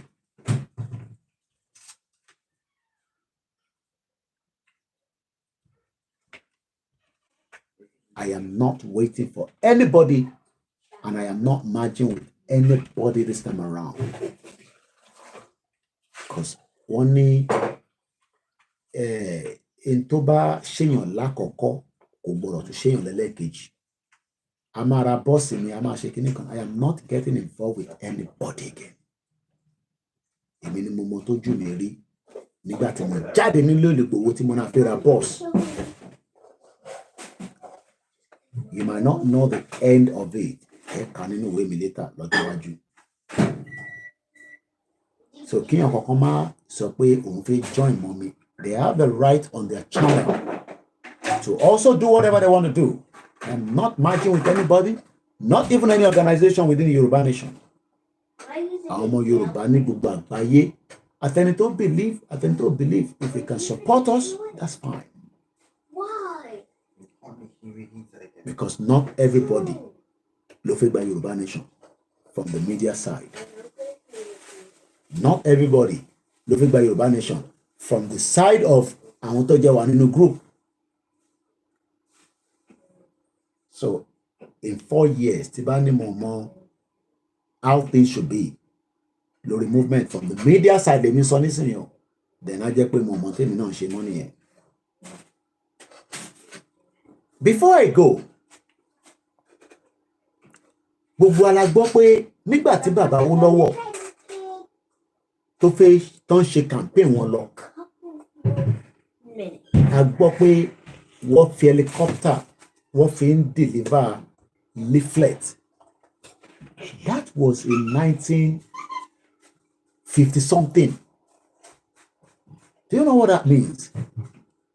Fún àwọn àtàjẹ́ media by we need 21st century. We still can't do something far better than that. Not that we can't do it, because kò ṣe gbogbo èèyàn ló fẹ́ ṣe. So I'll leave it like that for tonight. I have the family that now needs my attention, and I need to go and look after them. So mo kí gbogbo alẹ́ nǹkan sí. If you come across the program, anytime bá wa reprogram àbí rebroadcast, ẹ má ṣàlàyé má gbélé náà. It is important that you help us take this message, and that's why mo fẹ́ kó gùn púpọ̀. Ẹ bá wa gbé lọ sórí channel yìí, so that àwọn tí wọ́n tẹ̀ mọ̀ pé Koiki gangan ní channel ọ̀dọ̀ tí yín lọ́ ti ń tún wò. And like I said, I was the only person, and I still remain the only person that is still saying the same thing. 4 years that my video can be used by anybody. I was the first person. But the movement ìbẹ̀rẹ̀, because I knew that that is part of our publicity of any. Because ẹni tó bá lo video ẹ tó gbé sórí channel ẹ, they are also giving us a publicity, though they are making money out of it, and I know they're making money out of it, and I know the viewership on each of my videos on their channel as against other videos on the channel in the last 4 years. But I am not worried about that. Ẹni tó bá mọṣẹ́ media á mọ̀ pé ẹ need that kind of synergy kó lọ kí message yìí fi lè deliver. But ọ̀pọ̀lọpọ̀ might not think bẹ́ẹ̀ mi ṣe ronú. So mo dúpẹ́ lọ́wọ́ gbogbo àwọn tó ń lo videos wa. But eléyìí tá máa ṣe for the next, ẹ má nítorí pé a ṣe program míì tó dùn mọ́ yín nínú, ẹ gbé yẹn o, ẹ gbélé, ẹ bá wa gbélé náà, ẹ gbé lọ sórí channel yín. Now, how do you support? Which is the last part. Okay, I feel support. No, I feel support. You need support. Yes, we know that. Amoko need support, but how la ṣe feel support? Kò sẹ́ni tó mọ channel wa àti our donation portal. But bóyá fún díkan àbí díkejì, tẹ́ mọ̀ pé ó ní ká support. Àṣà ni bá ṣe máa support gbogbo channel náà ló ní bó ṣe ń support wọn. I am not talking about super chat here. Every super chat then fún wa lórí YouTube àtàwọn tó kù náà. I think YouTube itself is taking about almost half of it. I don't think some of you knows that. Big at ilé-iṣẹ́ kan làwọn náà. Ibi táwọn tí ń rí revenue tí wọn náà nìyẹn. So if you give us £10 on super chat, YouTube máa gba probably about £4.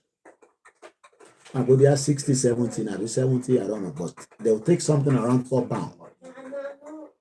Or maybe about £3 something. They might give you £7. Is that good? Yes. I want on the channel, I want on the platform. So be at the super chat here. Be able send it direct instead of the super chat. Not that the super chat is good because it's just sometimes for you to read the comment, which we can read. But comment in this well, it's always good because Oman found one program way any comment. The purpose of the super chat that was brought in to the YouTube was for you to read a message specifically with this with the money that is coming through, or just for you and appreciate you. That's the reason why I thought if you super chat, you know. But if you can help us directly without the super chat, we have a super chat on the backup channel that many people doesn't know. After any problem with Koikimedia, at some point we had a backup channel. So a lot of them super chat any donation on a monthly basis. And the one that should have given us a bit of extra, which is the Koikimedia for 6 months, I showed you the graph on I'm not expecting another person to do that.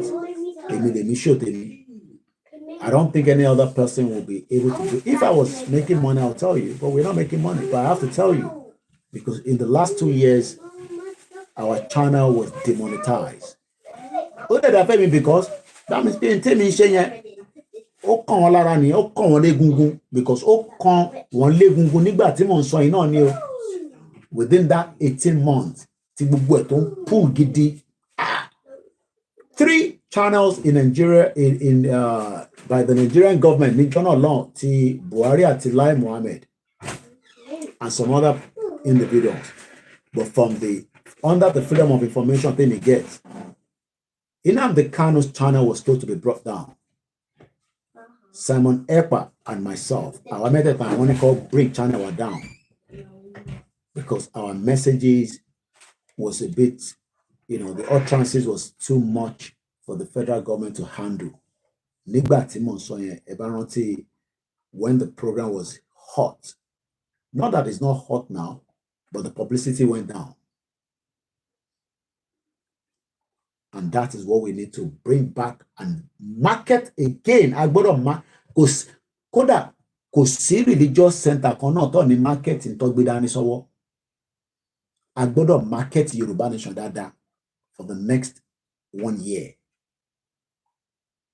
So we by times say Kodija, yes, but you got to market it and put the publicity out there. Not only in Nigeria now, your publicity must go to every other countries as much as possible to tell them that there's a problem in Nigeria that needs to be looked into before it is too late.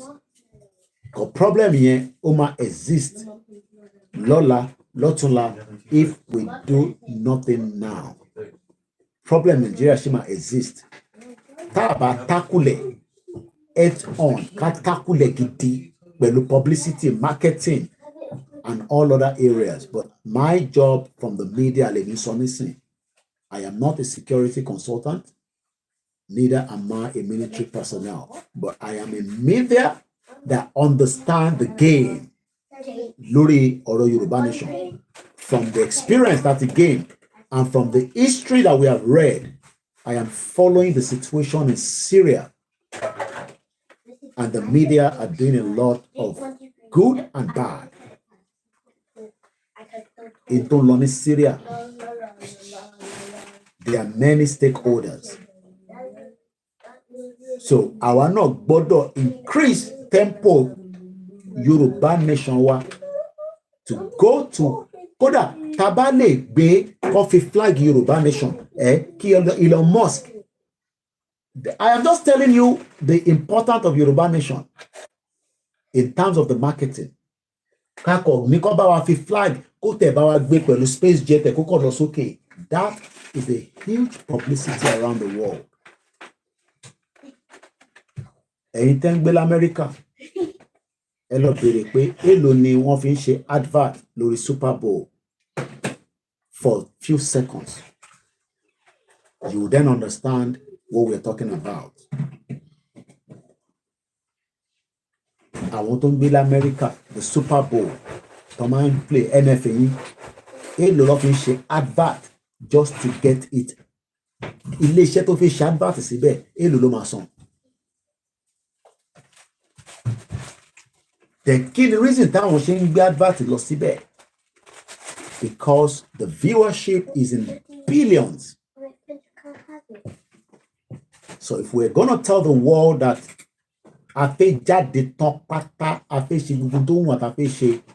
we need to put back the publicity. This channel is capable of doing it without any loop or any magic or anybody that we need a bit of problem, which we had when we came out in Igbo's house and I said I wanted to buy van. I feel that boss, but we all knew what happened. And to sorry take advantage. I'm actually go fund me. Work with and all that nonsense. I'm not interested in that. I'm sure you all remember. Many things as well like that. Eventually, it is what it is. So we have learned from the past and we're not going to do the same mistake on this channel. So this channel will not merge with anybody. Tabari, fine. Tabari, we'll continue our program. TTT, Oloma fi yonu si gbogbo wa pé ati ready. I know we are ready, but we need to push the publicity and the marketing of Yoruba Nation back on track quickly because it's time. For every second, the lives of the people are in danger. Look, what are you eating? What are you eating? Toast and hot chocolate. Eh? Toast and hot chocolate. Toast and hot chocolate. You like it? If you like pabo she wine. Ele. Timo ko sile. O bimida. Ni lo yinbo. Ebi apa àwọn ọmọ tó gbé sínú ilé. Ó ń ṣe responsible parent mọ́ nìyẹn. Kò jẹ́ kó máa gbé nílùú yìí. Most of it one lay were responsible, but even pound money at the motito. So for you to help us in the last part, only 12 minutes, only 2 hours, Motule Daddy Low fundraising, all I'm sorry, but the family needs me now. To help us to raise this fund. My team always posts our account details online. Láti ìní àti ìṣe yẹn láti tẹ́ bá ń follow status me. I know not everybody is on my status. But tẹ́ bá ń follow status wa dáadáa. Ẹ máa rí our account details. The PayPal, the Naira account, the Ruba. Àwọn èèyàn ní Koiki ìwọ tó ń pariwo Ruba, ìwọ gan polongo pé kó sanwó sínú Ruba. I'm a money Ruba account. I have a Ruba account. So I will release the Ruba account. If we send it by crypto, we have a crypto account. So that to pay and what worried or something, it's a secure place to send money as well. We have the Zelle. The Zelle I can't put out on the social media, but the back way millennium America are free Zelle. Account the First Bank and the OPay account are still working. The reason why the First Bank have not been in publicity is because there's some work that is being done on it and it's almost being completed. Because Cinco Contoshi will block accounts in Nigeria and all that. So it's still working. And for any pounds, it will be taken as well. If we have 10,000 people within the next 13 days, 10,000 people to send the $1 to $2 to £2, it will go a long way we don't want to say, ogboro jeyan kan ló máa fún wa ní £500. Tabari toba, because people are trained now. You kan pè mí lálẹ́ ní say Koiki máa fún 20,000 kò ṣe mọ́ mi tó pé wa yo, but torí máa tún fún yan kan náà máa tún dárúkọ àwọn tó máa fún náà. Lára àwọn medias wa kan and some other people. So everybody is tight because Nigeria is a very tight place, but we got to complete the job tagbe dani, and we are begging, we are pleading. I'm very serious with what I'm saying. I have seen the trajectory from the January up to the end of this year. We have a little bit to tighten up more. Kako tighten it up from the publicity and the marketing. And then I can take the review back to Baba Kitoye because the review to Mobile Fun, wait, look, Baba, if it have take me read media, Tashi, Baba, yes, okay, order. But there's still more work to be done. And I know that myself. Because there are ways to see the numbers. I might not see the others, but there's still also a way to see the gauge. So our publicity must go to many countries around the world. Quickly. So that àwọn tí bàbá ń bá sọ̀rọ̀ lẹ́yìn láwọn countries yẹn tó bá ń rí publicity wa wọ́n ṣiṣẹ́. So mo kí gbogbo alẹ́ nǹkan sí. Mo kí gbogbo ẹ̀yin tí ẹ ti prepare pé Koiki àti ń dúró de irú ìjọba yìí kó jáde kó sọ fún wa pé ẹ need owó ní platform yìí. Kò dẹ̀ ṣe gbogbo ọ̀rọ̀ la máa sọ ọmọ Yorùbá ni wá, ẹ jẹ́ ká fi sílẹ̀ bẹ́ẹ̀.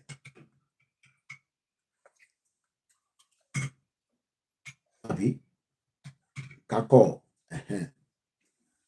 torí ọmọ Yorùbá ni wá tó gbọ́ ọ̀rọ̀ dáadáa tó dẹ̀ gbọ́ but like I said mo lọ́lé lọ ṣeré ní 6 months mo lọ jókòó sí Nàìjíríà yẹn.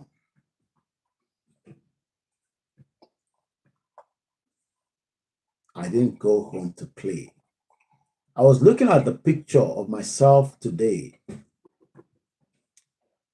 It was a hard work. On this stage, some people were worried they wanted me to return back to London. I refused. Few people sent me a ticket, open ticket, waking pada to UK. Monica Lord Bawo pada. Buda ku wo Montagbe dani. Modupelowo was sister me kan. She was more worried. She's a doctor in America. She started prescribing all kind of protein, multivitamins for me. She sent some through DHL because they were worried that I was looking very, I understand it, but we are serious on this platform to finish this job quickly. Very serious. And I've seen that 2024 just left like that. I do it for long. I do it for me. But Ejeka push in 2025 with publicity and the marketing of Yoruba nation to the world. With them away, Ọlọ́run fún gbogbo àṣẹ. Àwa tá fẹ́ ṣe náà, a fún àṣẹ. Ẹ̀yin tẹ́ fẹ́ support náà, a fún yín náà ṣe. The strength is still there now, and we are praying for the strength to remain there. Ẹni tó bá parí iṣẹ́ ló parí ẹ̀ o. Tá a bá parí ẹ̀, tá a bá kàn sọ pé à ń wá jókòó sí bíbá, it's a waste of time and effort. Mo kí gbogbo àwọn medias wa pátá iṣẹ́ takuntakun tí gbogbo wọn ṣe. Láì yọ ẹnìkankan sílẹ̀. The effort is not easy. Ẹlòmíì látara pé ó dé láti ibi iṣẹ́ ló ń sáré ṣe program. Ẹlòmíì látara pé ó ń dáná nulẹ̀ ló ń sáré yọ program ṣe. I'm all listening to you all. But like I said, this platform is ready to go that extra mile in 2025. And we need everybody's effort on it to be on board. And as usual, you will not be disappointed when it comes to this channel. Àwọn kan fẹ́ ká sọ̀rọ̀ tán délẹ̀, but àgbàlagbà ní Koiki a nífẹ̀ẹ́ gan but máa ṣọ̀rọ̀ sọ má kó gbogbo ọ̀rọ̀ síta tán. And we learned that in the last 2 years. I am very, very happy. Fẹ́yìn ìyá tẹ́ ń pè wá àtẹ̀yìn bàbá wa pé ká má fi gbogbo ọ̀rọ̀ síta mọ́. It is not easy for me sometimes. I'm sure you all know that. But you learn as you go as well. Ẹ má ká fi àdúrà sílẹ̀. Àwọn tá ń bá fa wàhálà ẹ̀. Gbogbo èyí tẹ́ bá mọ àdúrà ṣe dáadáa, mo bẹ̀ yín. Kọ́dún tó parí, ẹ fi kọ́ Ọlọ́run lọ́rùn pé k'Ọlọ́run fún yín ní àmì pé Yorùbá fi jáde. Ẹ̀yin personally. Ẹ mọ̀ pé èyí tá ń gbọ́ látọ̀dọ̀ àwọn wòlíì wa ta believe. Ẹni k'Ọlọ́run fún yín náà ní àpẹẹrẹ pé Yorùbá máa jáde nínú Nàìjíríà. Tí Ọlọ́run bá wá fún yín ní àpẹẹrẹ yẹn, ẹ wá bá mi ṣe testimony lórí platform yìí. Mo bẹ̀ yín. Ṣé rí bẹ́ẹ̀ ṣe ń ṣe testimony lọ́dọ̀ Pastor Jerry, bàbá mi Adébáyọ̀, Tibetan, Ezekiel, Emmanuel Tọ́gbà, Adépọ̀jù, mo tẹ̀lé bàbá wa yẹn mọ́ bí wọ́n ti lọ sórí òkè. Bàbá wa Ògúndélé, bàbá mi Collius, Pastor Moses, ẹ̀yin Alhaji, ẹ̀yin tẹ́ ń wò mí láti Kútọ́nù, láti Abidjan, láti Sierra Leone, ẹ̀yin àfà, ẹ̀yin babaláwo, ẹ wá fáwọn náà ní testimony pé Ọlọ́run fi àpẹẹrẹ gàgà pé Yorùbá máa jáde nínú Nàìjíríà, ó fi wọ̀nyí. But ẹ gbọ́dọ̀ lọ ṣiṣẹ́ dé bẹ́ẹ̀ ni. Ẹ máa gbàwẹ̀ ni, ẹ máa bẹ Ọlọ́run ni, ẹ máa wọnú ilé alúwà ni, ẹ máa tẹ̀fá ni. Gbogbo tí ẹ bá rí, ẹ wá ṣe testimony so that àwọn tó ṣe ń doubt pé Yorùbá ò ní bọ́ nínú Nàìjíríà, bóyá yí ẹ̀mí wọn padà, á lè help iléeṣẹ́ iná lọ́wọ́. Mo kí gbogbo alẹ́ nǹkan sí o. Ó dàárọ̀.